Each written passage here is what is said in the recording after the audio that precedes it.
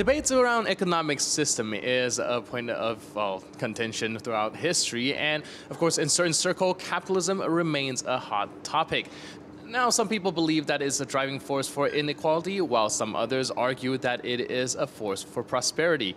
Mr. Rainer Zeitelmann, who's a historian, sociologist, and author of In Defense of Capitalism, makes a very compelling case for capitalism's positive role in economic development and human progress. With decades of experience in history, journalism, business, academia, he provides us a perspective on why capitalism continues to be a force for good. Hello, sir, and welcome to TVP World. Thank you. So, in your book, In Defense of Capitalism, you argue that it is still pretty much unfairly blamed for a lot of the problems in the world. Can you help us break down some of those, and what are some of the myths surrounding capitalism that we're perhaps unfairly blamed for?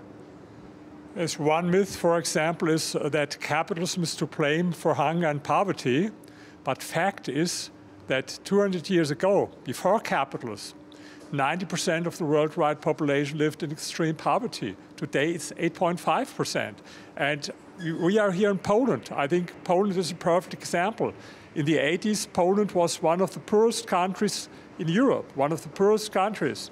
And now, since 3 decades, Poland is Europe's growth champion. So I think this is one myth, that capitalism is to blame for poverty. Exactly the opposite is true.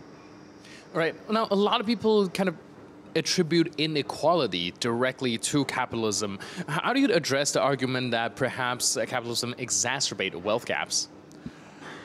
To be honest, I don't care about inequality. I give you one example.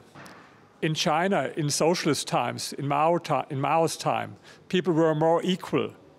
But in the end of the 50s, 45 million people died as a result of the biggest socialist experiment in history.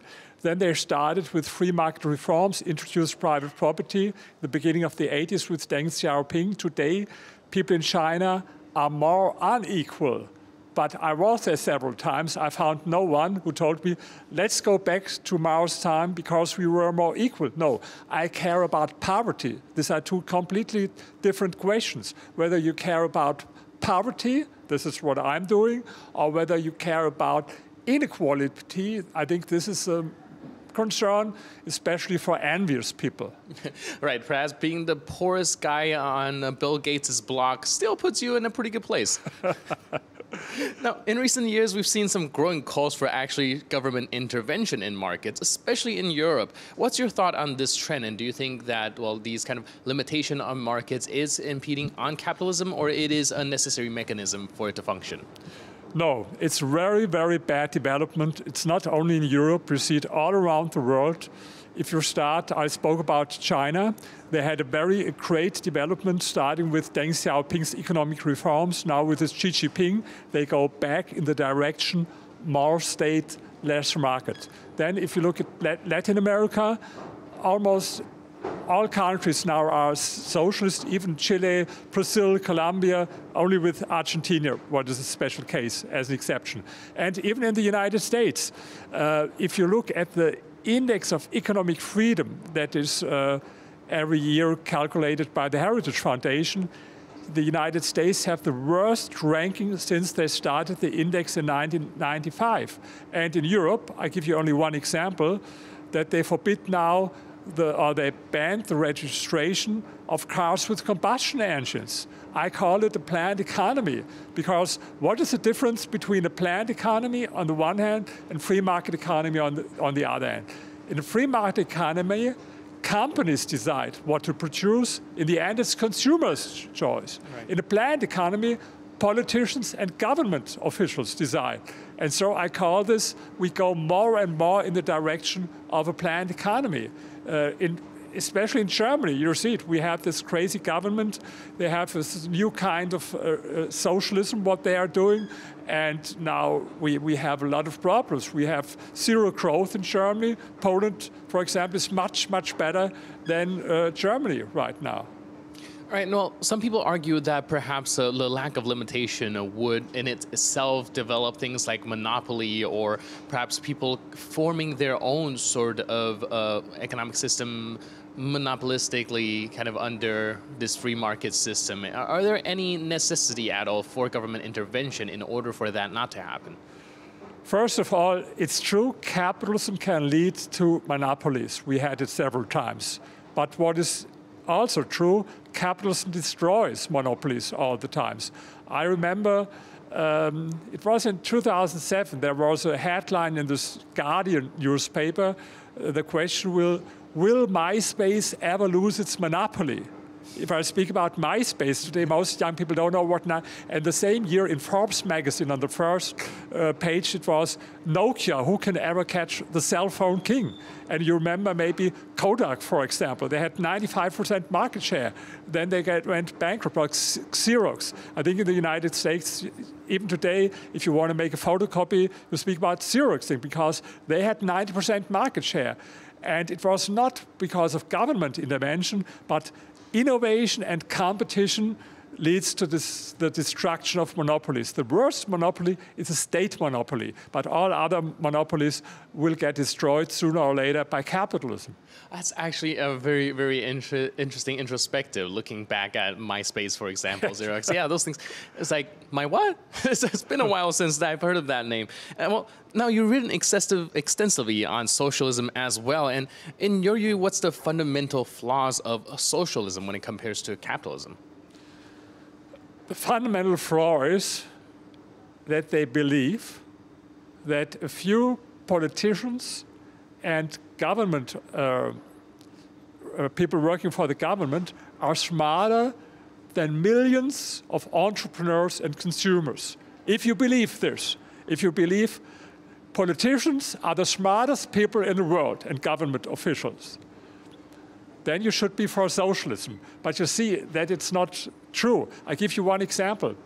1 week ago, we had SpaceX, wrote history. Maybe you saw it, with this reusable rocket. And it's great. And what happened? Yes, we had in the United States with the moon landing, 1969, it was a great time. But then we had 40 years of stagnation, 40 years. The launch costs, how much you have to pay, how much to get 1 kilogram to space, stagnated for 40 years. And then they started with private companies like SpaceX from Elon Musk. And the result was that the launch costs were reduced by 80% now. This is what private entrepreneurship can do.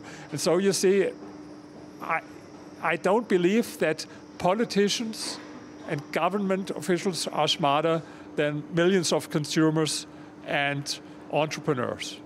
So is there a reason why perhaps capitalism is getting so much flack while socialism is somehow kind of romanticized, especially when it comes to the younger generation? We've seen increasingly the number of younger people kind of being fed up with the current system they live under. Do you think the economic aspect or their current situation kind of drives them to look towards other sort of economic systems?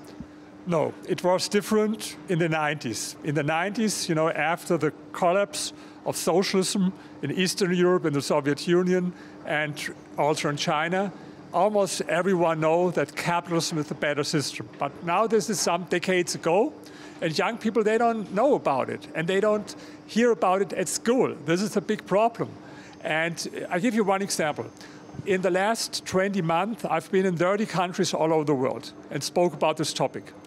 And in every lecture, I asked one question.